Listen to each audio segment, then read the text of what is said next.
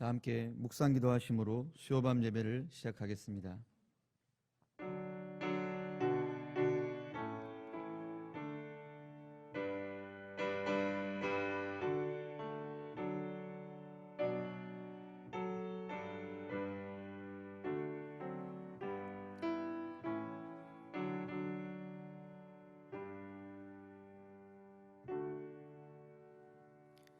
찬송가 393장을 부르시겠습니다.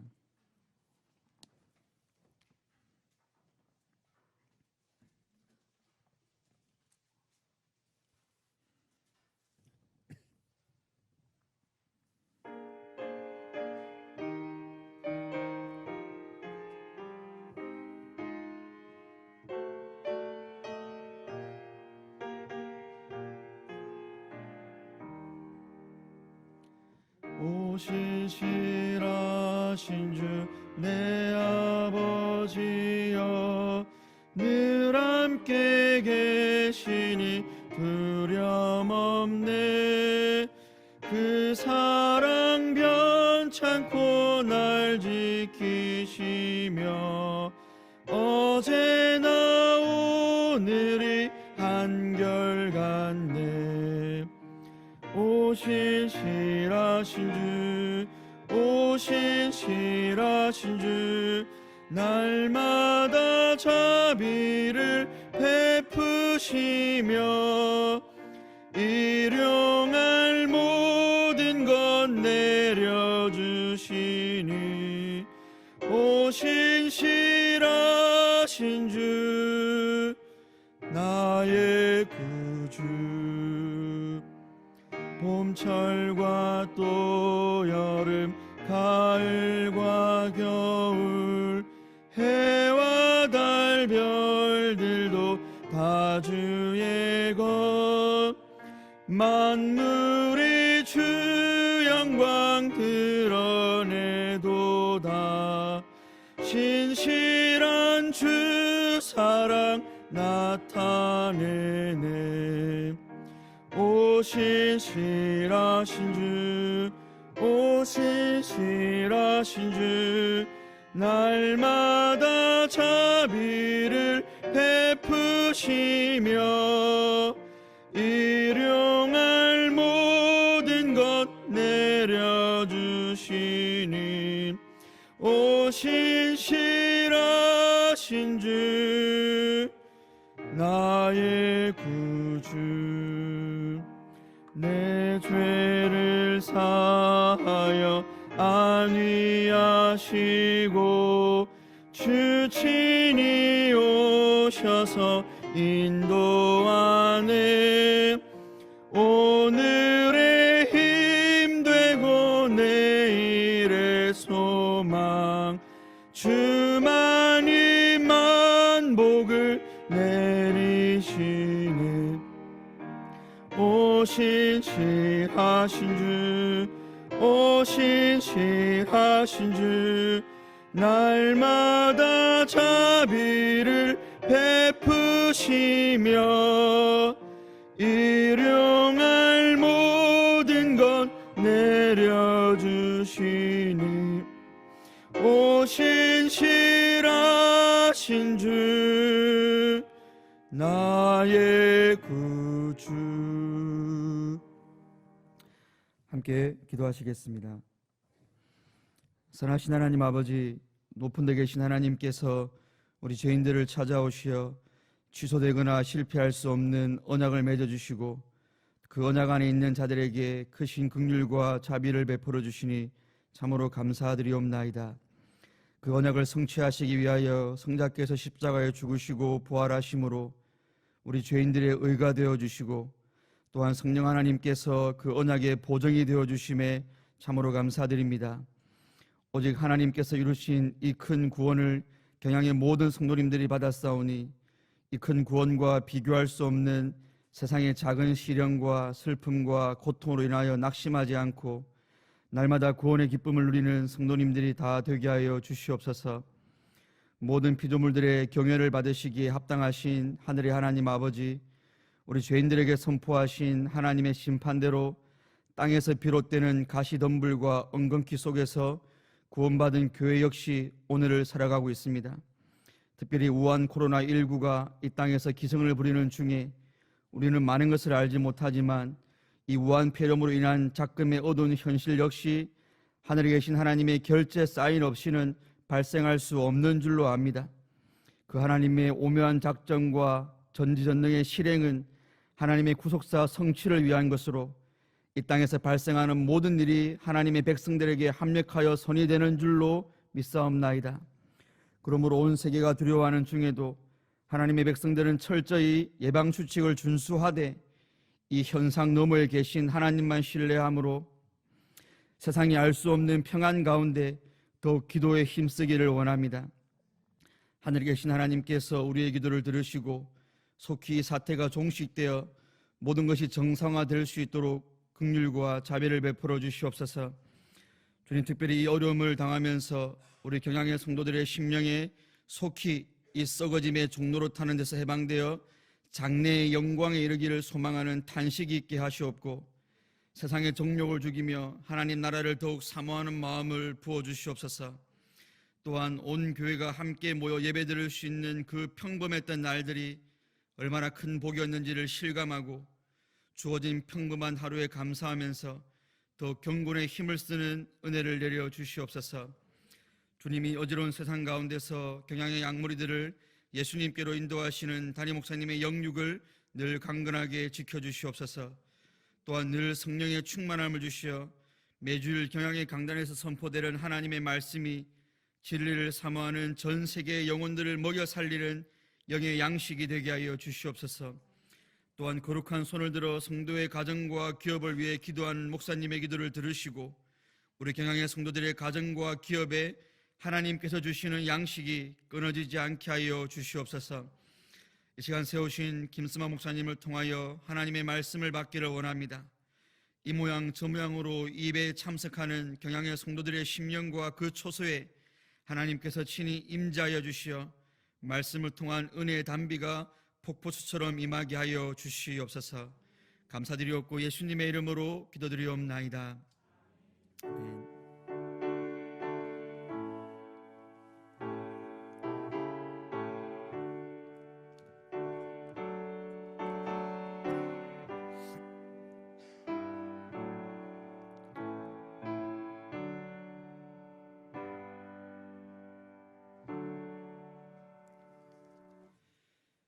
성경 봉독 시간입니다. 오늘 하나님의 말씀은 사무엘상 14장 16절로 23절까지의 본문입니다.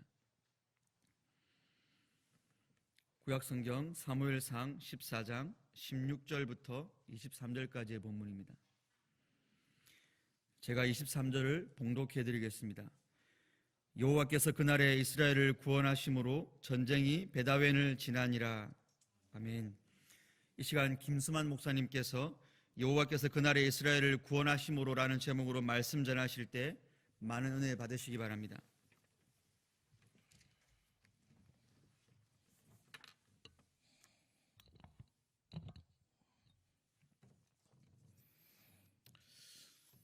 칭찬은 고래도 춤추게 한다는 책 제목을 또 들어보시고 또 읽어보신 분들도 있을 것입니다. 그런데 혹시 고래여 춤추지 말라라는 책 제목은 들어보셨습니까? 이 책의 저자는 지구상 최대의 동물인 고래를 세상 사람들은 가둬두고 춤추게 한다라고 말하면서 동물원에 갇혀 먹이 한번 받아먹고 또 칭찬해주는 것에 헤엄치며 길들여진 고래처럼 우리 인생이 칭찬과 같은 주변의 여러 상황들과 유혹에 길들여져 자기 정체성을 잃어버리고 사는 것을 빗대어 말하고 있습니다. 즉 고래는 춤을 추기 위해 창조된 것이 아니라 바다에서 자유롭게 헤엄치며 살아가는 존재인 것처럼 우리 인간도 분명한 자기 정체성을 가지고 살아야 춤추듯 행복한 삶을 살 수 있다는 것입니다. 사실 당신의 정체성은 무엇입니까? 라는 질문을 성도들이 받는다면 크게 망설임 없이 여러 이야기들을 할 수 있을 것입니다. 왜냐하면 에고 에이미라며 자기 선언을 하신 예수님께서 당신을 믿고 따르는 자들에게 너는 사람을 낚는 어부이다, 너는 그리스도의 향기이다 라고 말씀하시는 등 성도로서 가져야 할 여러 정체성의 특징을 담은 이름들을 이미 말씀해 주셨기 때문입니다. 이에 우리 성도들 또한 그렇게 주어진 정체성에 크게 거부감 없이 그 모습대로 살아가려 힘쓰고 있는 것입니다. 그렇다면 성도에게 부여된 여러 정체성을 담고 있는 이름 중에 혹 부담스러운 것은 없으십니까? 다른 이름들은 괜찮은데 이 이름으로 불리기에는 왠지 거북스럽고 감당이 안 되는 것은 없으십니까? 혹 몇 가지 있을 수 있겠지만 제가 생각할 때는 하나님의 군사, 그리스도의 군사라는 이름과 그 정체성이 그것이 아닐까 싶습니다. 일반적인 군대에서의 군인도 자기 개인적인 삶에 얽매일 수 없고 또 전쟁에 대비해 항상 훈련하며 긴장하고 심지어 전쟁이 일어나면 목숨을 걸고 싸워야 하듯 영적인 전쟁 가운데 하나님의 군사들도 마찬가지이기에 부담이 클 것입니다. 그런데 분명한 것은 예수님이 재림하실 때까지 사단과의 영적 전쟁은 계속될 것이며 그 피할 수 없는 영적 전쟁에 성도된 우리들은 하나님의 군사로서 그 전쟁에 임해야 한다는 것입니다. 오늘 본문에서도 우리들과 같이 영적 전쟁에 참여하고 있는 하나님의 군사된 자들이 나오는데 바로 블레셋과 맞서 싸우는 사울과 이스라엘 백성들입니다. 이스라엘과 블레셋의 전쟁은 표면적으로는 두 민족 간의 전쟁이었지만 영적으로는 구속 역사를 진행해 가시는 하나님의 선민 백성들과 하나님을 대적하는 사단의 무리들 간의 영적 전쟁이었습니다. 많은 대군과 철무기의 군사력을 앞세운 블레셋은 믹마스의 진영을 갖추고 칼 하나 제대로 갖추지 못한 이스라엘의 진영 1.5km까지 진군해 있었습니다. 전쟁이 시작되면 눈 깜짝할 사이에 이스라엘의 패배로 끝이 날 상황이지만 이 전쟁은 하나님이 친히 주관하시고 인도하시는 영적 전쟁이기에 여호와께서 그날에 이스라엘을 구원하시는 반드시 승리할 수밖에 없는 전투였습니다. 왜냐하면 블레셋과의 믹막스 전투는 사울이 아닌 다윗에 의한 본격적인 왕정 시대로 나아가게 되는 하나님의 구속 역사 속 교두보 역할을 하고 있기 때문입니다. 그렇다면 하나님이 친히 주관하시는 영적 전쟁에서 하나님의 군사된 성도로서 어떻게 그 싸움에 임해야 하는지 오늘 말씀을 통해 함께 은혜를 나누기를 원합니다.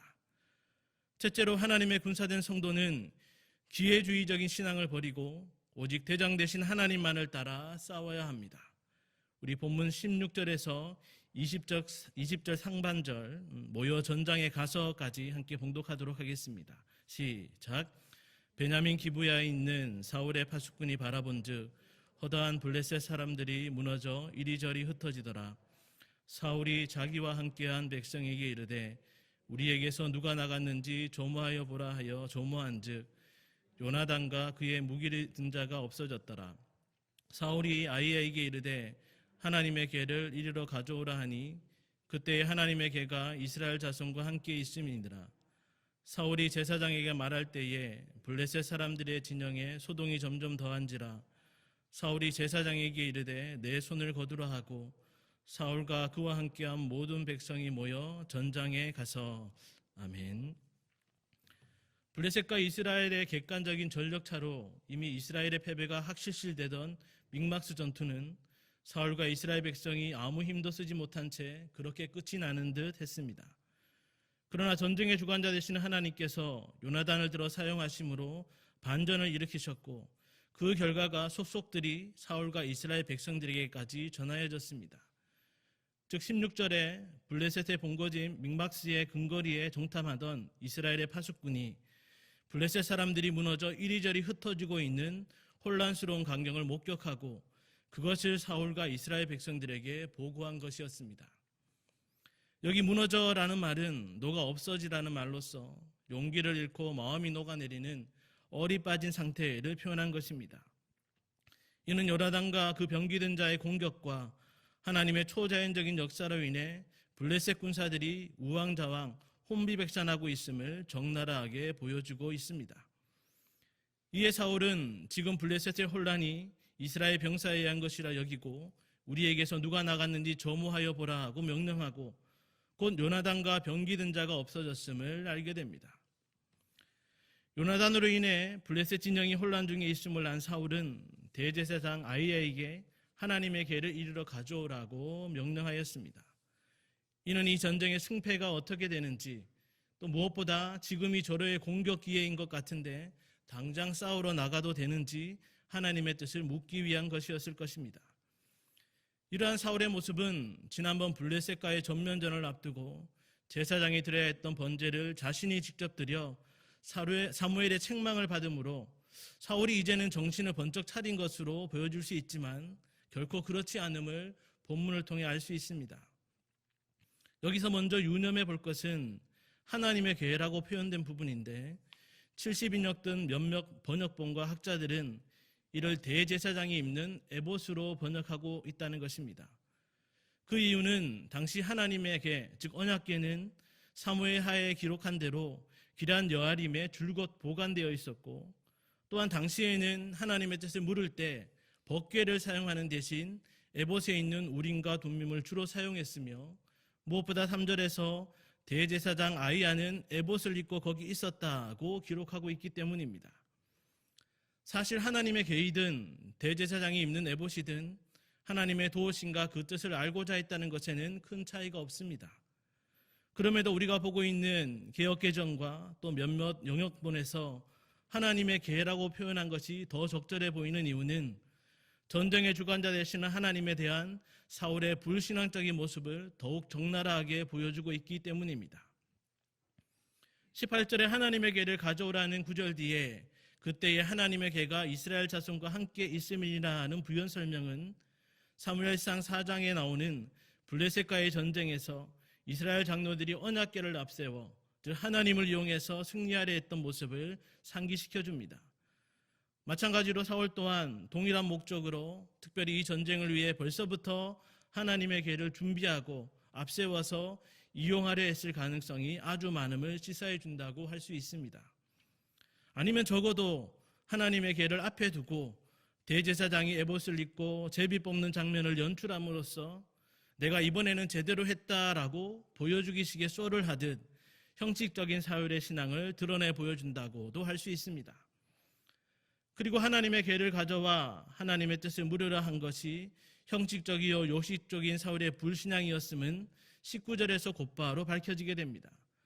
사울이 제사장에게 명령을 다 마치기도 전에 블레셋 사람들의 진영에 소동이 점점 더해만 가고 그 소란의 소리가 점점 크게 들려오게 되자 사울은 제사장에게 내 손을 거두라 하고는 모든 백성들과 함께 적진으로 떠나버린 것이었습니다. 즉 블레셋 진영의 소요가 커져 이스라엘이 승리할 가능성이 커지는 상황의 변화에 하나님의 계를 이용하고 하나님의 뜻을 묻는 것조차도 멈추고는 자신의 생각과 판단대로 행하여 버린 것이었습니다. 이렇게 어려울 때에 하나님을 의지하는 척하다가도 어려움이 사라지면 언제 그러냐는 듯이 자신의 뜻대로 행하는 사울의 기회주의적인 불신앙의 모습은 하나님이 주관하시는 전쟁에서 군대를 이끄는 왕으로서나 또 군사로서 결코 있어서는 안 되는 것입니다. 오히려 블레셋과 아말렉에 의해 본거지가 공격을 당하고 자신의 아내와 백성들의 부녀들이 붙잡혀간 긴급한 상황에서도 하나님의 뜻을 거듭묻고 오직 하나님의 말씀대로만 행하였던 다윗과 같은 모습을 우리는 보여야 하는 것입니다. 예전에는 당신은 기회주의자다라고 얘기하면 대부분 부정적으로 받아들였는데 요즘은 꼭 그렇지만은 않은 것 같습니다. 너무 쉽게 변해가는, 너무 빨리 변해가는 변화무쌍한 세상 속에 그러한 변화에 순응하여 어떤 기회를 잡고 또 그 기회를 잘 이용하여서 남들보다 앞서고 더 높은 위치, 더 많은 연봉, 더 힘있는 권력을 얻는 것을 두고 도의적인 문제가 크게 있지 않는 한 비난하는 일은 잘 없으며 오히려 실력이요 능력이라고 현명한 일이라는 평가까지 받는 시대인 것입니다. 이러한 시대적 풍조 속에 우리 주변에는 나름의 인연과 소신이 없이 상황에 따라 철새처럼 움직이고 카멜레온처럼 변신하여 살아가는 사람들이 많으며 그것을 또 지혜롭다고 여기는 것입니다. 그러나 세상의 모든 사람들이 기회주의자처럼 산다 해도 우리가 하나님을 믿는 성도라고 한다면 또 하나님의 군사라고 한다면 결코 기회주의자와 같은 모습은 그 모양이라도 있어서는 안 될 것입니다. 왜냐하면 성도는 기회주의자처럼 자기 주관이나 원칙이 없이 상황에 따라 사는 자가 아니라 절대주권자 하나님을 이 피조 세계를 친히 다스리시고 주관하시는 분으로 믿고 또 예수 그리스도를 나의 구주요 나의 삶의 주관자로 삼으며 무엇보다 하나님의 말씀을 신앙과 행위의 유일한 법칙으로 따라 살아가는 자들이기 때문입니다. 즉 내 소견에 옳은 대로 내가 기뻐하는 대로 사는 자가 아니라 하나님을 영화롭게 하고 그를 기뻐하며 사는 인생의 존재 목적대로 사는 구별된 자들이기 때문입니다. 지금과 같이 위급한 상황에 혹시라도 이것을 기회 삼아 하나님을 예배하는 일에 하나님께 기도하는 일에 등한히 하려는 그러한 성도들이 혹 있으십니까? 정말 그러한 모습이 있다면 우리는 그 모습을 회개하고 하나님 앞에 진실한 예배자요, 기도자요, 참된 하나님의 성도로서 다시 한번 살아갈 것을 다짐하는 그러한 귀한 시간으로 오히려 여겨야 할 것입니다. 특별히 성도된 우리가 하나님의 군사라는 것을 명심한다면 더더욱 왕 되시며 대장 되신 우리 주님의 뜻을 묻고 그 명령대로만 움직여야 하는 것입니다. 세상의 군대에서도 군사가 명령에 복종하는 것이 기본 중의 기본이지 않습니까? 그럼에도 대장이나 상관의 지시에 부당함을 말하면서 따르지 않고 자기 판단대로 마음대로 하는 것을 점점 더 허용함으로 조직이 와해되고 말 그대로 당나라 군대가 지금은 되어가고 있지 않습니까? 하물며 만왕의 왕 되신 주님이 대장 되신 하나님의 군대에서 그 군사된 성도들이라면 더 말해 무엇하겠습니까? 물론 대장 되신 주님이 이끄시는 하나님의 군대에서 그 전투 계획이나 명령은 언제나 선하고도 언제나 완전하며 또 그 영적 전쟁에서 반드시 승리가 보장되어 있기에 어느 군사 하나 토를 달지 못하고 따르기만 하면 되는 것입니다. 그럼에도 그 주님의 명령을 따르지 않고 자신의 유익이나 편의를 위해 자기 생각대로만 판단하여 기회주의적으로 행동한다면 그 사람은 더 이상 하나님의 군사가 아니라 오히려 하나님을 대적하는 편에 선 사람이라고 해도 무방하지 않겠습니까? 성도들의 신앙의 여정이 믿음의 경주이기도 하지만 사실 그 모든 순간들이 사단 마귀가 우리를 삼키려 하고 하나님의 구속 역사를 방해하는 영적인 전쟁인 것을 명심해야 합니다. 그렇기 때문에 세상의 전쟁과 같이 영적 전쟁 또한 생명의 위협이 있고 고통과 고난과 가난과 목마름이 뒤따르는 힘겨운 여정이요 또 하나님의 군사들에게 예상치 못한 시련이 닥칠 수 있는 것입니다. 그럼에도 하나님의 군사된 저와 여러분은 기회주의적인 선택을 하지 않고 오직 대장 되신 우리 주님만을 따르고 그 뜻대로만 나아가 전투하는 자들이 되어야 합니다. 혹 여러 상황들 속에 주님의 명령이 의문이 생기고 물음표가 생긴다면 성급히 판단하여 행동하지 말고 다윗과 같이 거듭거듭 하나님의 뜻을 묻고 말씀 속의 그 행동 명령을 따라 전쟁에 임하여야 하는 것입니다.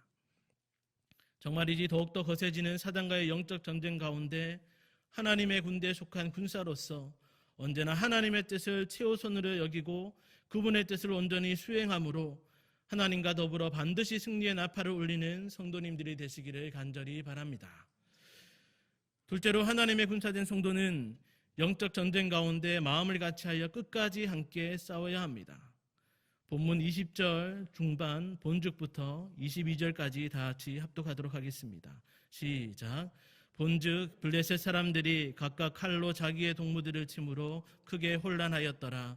전에 블레셋 사람들과 함께하던 히브리 사람이 사방에서 블레셋 사람들과 함께 진영에 들어왔더니 그들이 돌이켜 사울과 요나단과 함께한 이스라엘 사람들과 합하였고 에브라임 산지에 숨었던 이스라엘 모든 사람도 블레셋 사람들이 동함함을 듣고 싸우러 나와서 그들을 추격하였더라.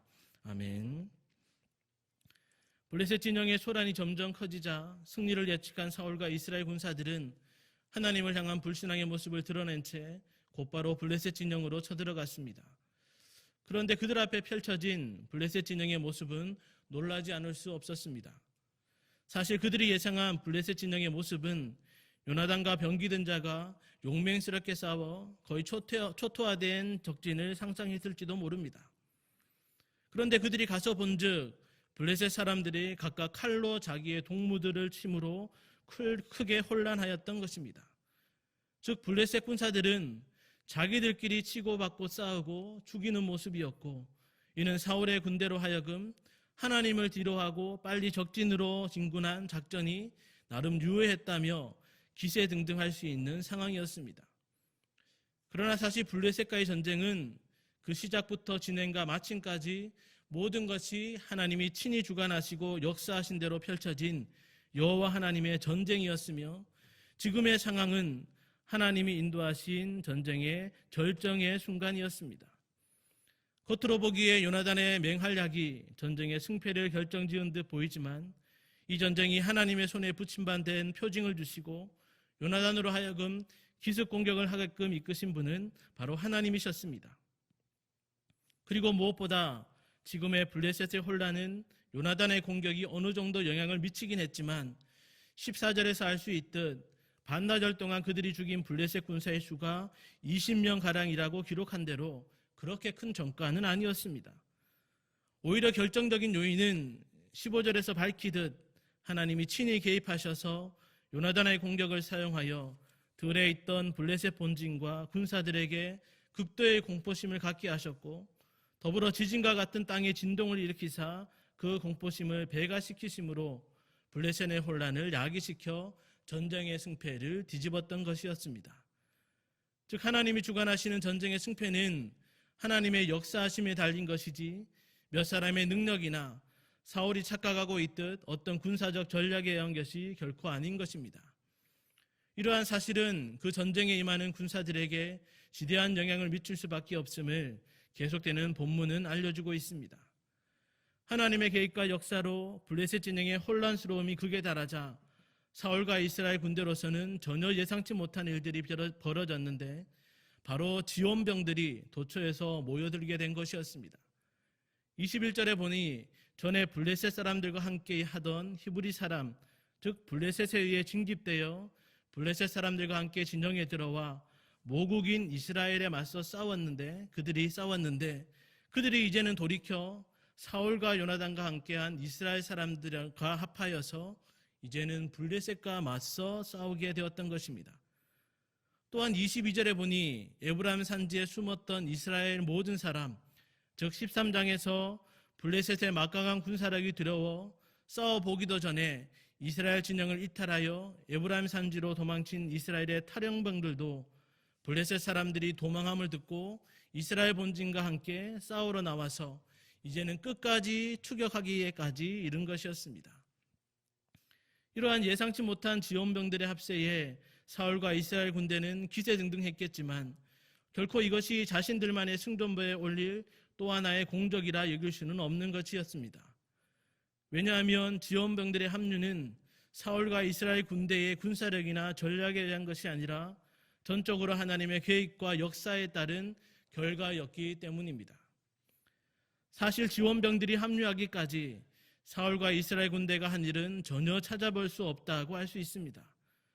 블레셋 진영에서 돌이킨 히브리 사람들은 하나님의 개입으로 인해 공포와 두려움에 혼란스러운 블레셋 군사들을 누구보다도 가까이서 직접 보며 이 전쟁이 하나님이 주관하시는 전쟁임을 알고 함께 참여한 것이었습니다.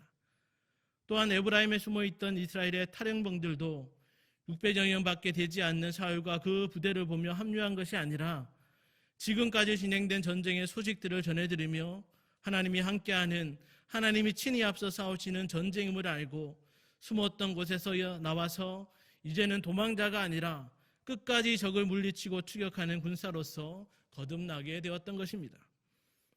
이렇게 하나님이 친히 주관하시며 역사하시는 전쟁은 하나님의 군사로서 모두가 마음을 갖춰하며 끝까지 싸우게 되는, 또 싸워야 하는 영적인 전쟁인 것입니다. 여러분, 혹시 전쟁과 전투가 어떠한 차이가 있는지 아십니까?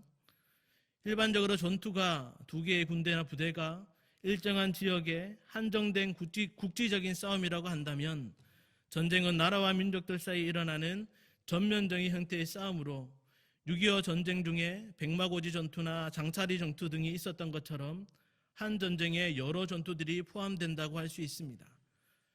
그렇다면 하나님이 친히 주관하시는 영적인 전쟁에 있어서는 어떠한 모습이겠습니까? 우주적 교회와 사단과의 싸움을 영적인 전제라고 한다면 주님의 몸된 각 교회들은 각각 영적 전투 중이라고 할 수 있을 것입니다. 또한 각 교회와 사단과의 싸움을 영적인 전쟁이라고 조금 작게 얘기한다면 그 교회를 통해 진행되는 여러 운동과 선한 일들이 각각 영적 전투의 현장이라 할 수 있을 것입니다.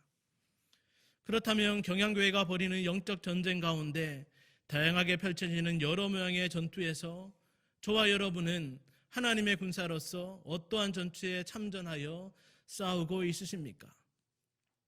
혹시 블레셋에 속하여 이스라엘에 맞서 싸우려 했던 히브리인과 같이 이 싸움이 하나님이 친히 주관하시는 영적 전투인 것을 알지 못하거나 외면한 채 여러 선한 일들에 함께하지는 못할 망정 불평하거나 방해하는 자로 맞서고 있지는 않으십니까?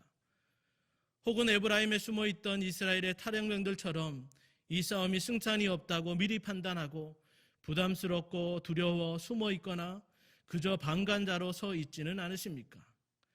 정말로 만약이라 하다면 하루빨리 우리는 돌이켜 하나님의 군사된 성도들처럼 함께 마음을 같이하여 영적 전투에 임해야 합니다. 왜냐하면 사단 마귀와 싸워야 할 하나님의 군사들이 오히려 블레셋에 일어났던 혼란과 같이 교회 안에서 서로 다투고 싸우는 자중지단으로 영적 전투에서 패하는 결과를 초래할 수도 있기 때문입니다.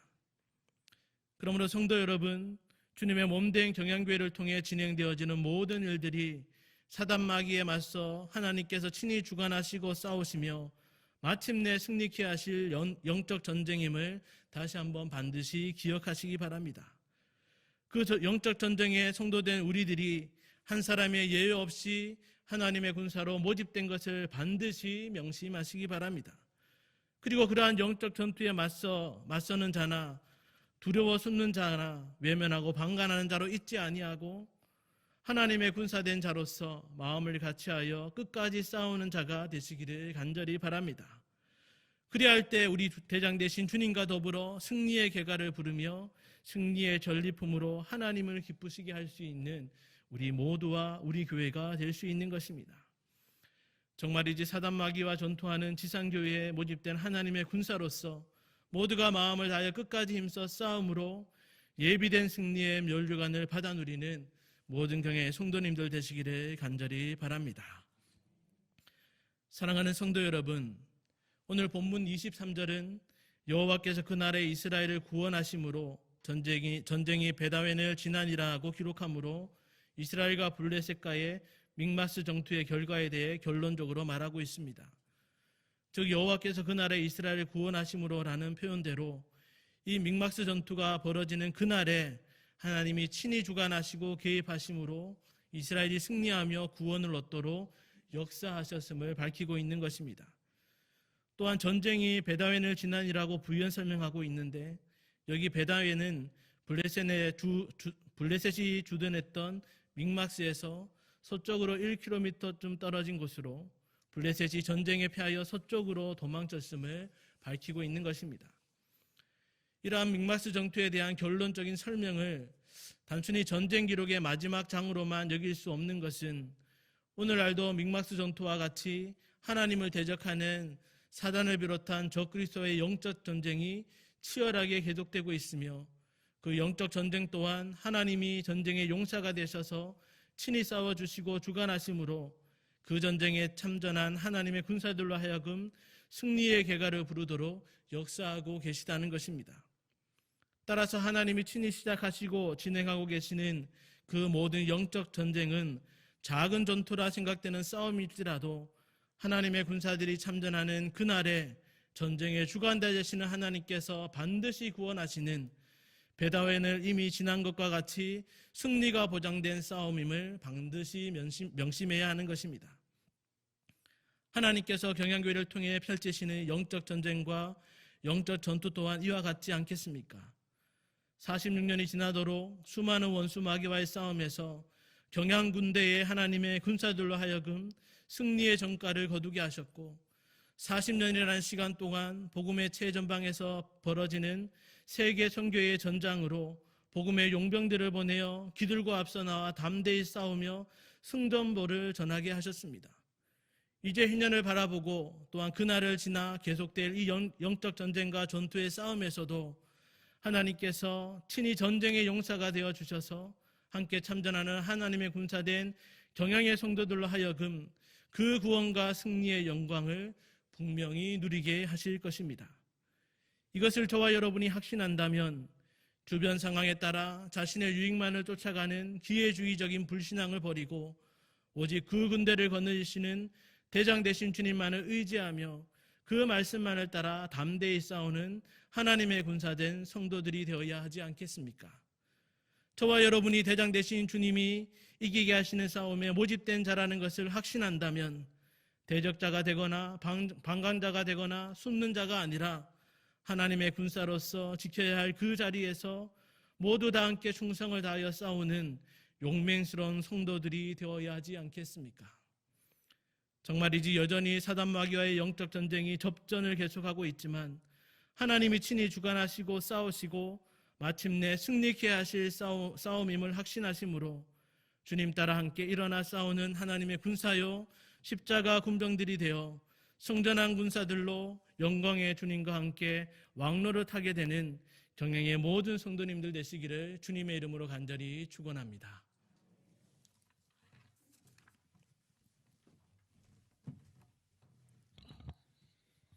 이 시간 다 함께 찬송가 352장을 부르시겠습니다.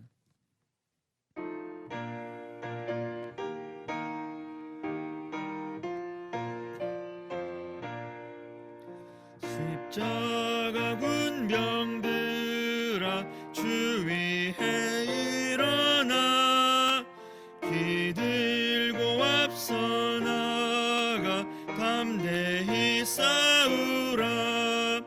주께서 승전하고 영광을 얻도록 그 군대 거느리사 이기게 하시네.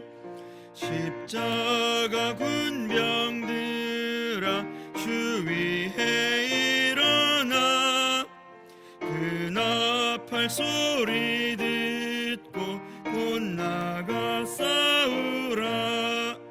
수 없는 원수 앞에 주 따라갈 때에 주 예수 힘을 주사 강하게 하시.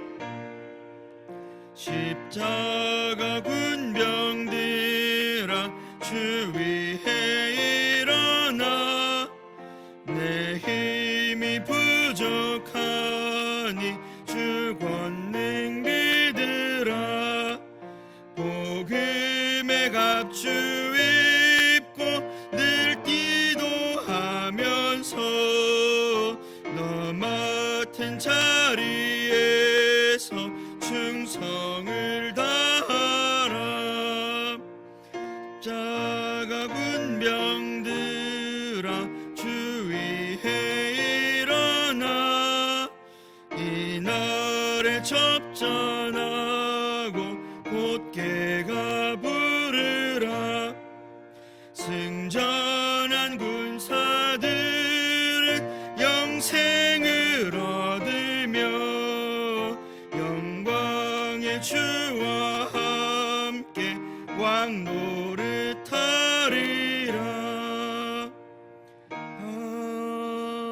아멘.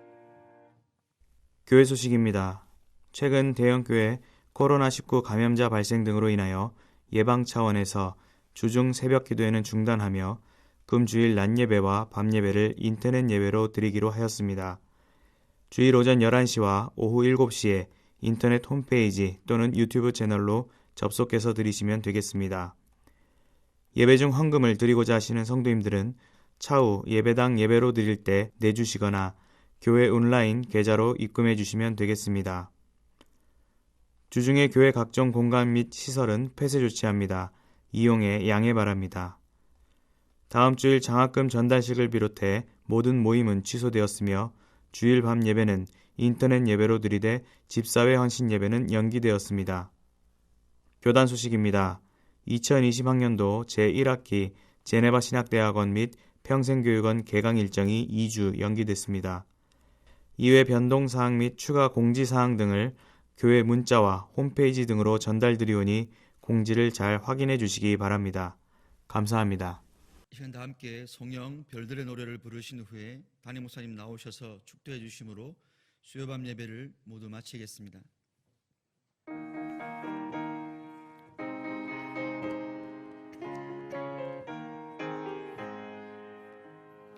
우리는 하나님의 형상으로 창조받은 자, 이 세상에 보냄받은 하나님의 사람들, 많은 사람을 옳은 대로 돌아오게 함으로 별과 같이 빛나리라, 별과 같이 빛나리라.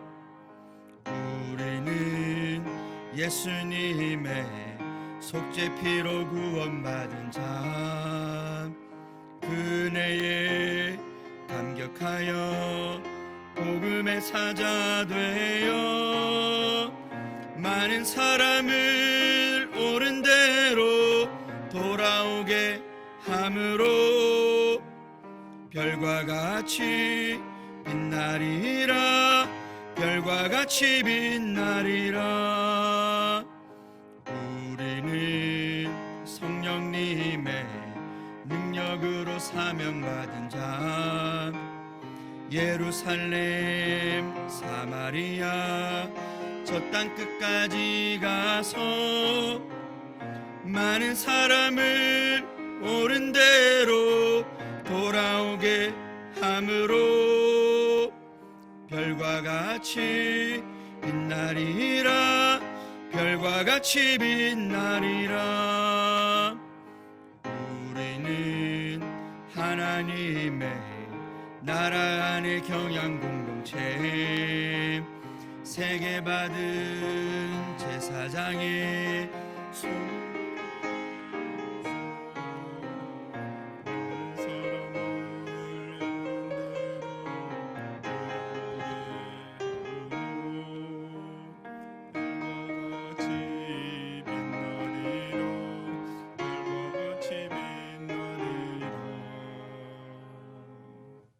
기도하겠습니다.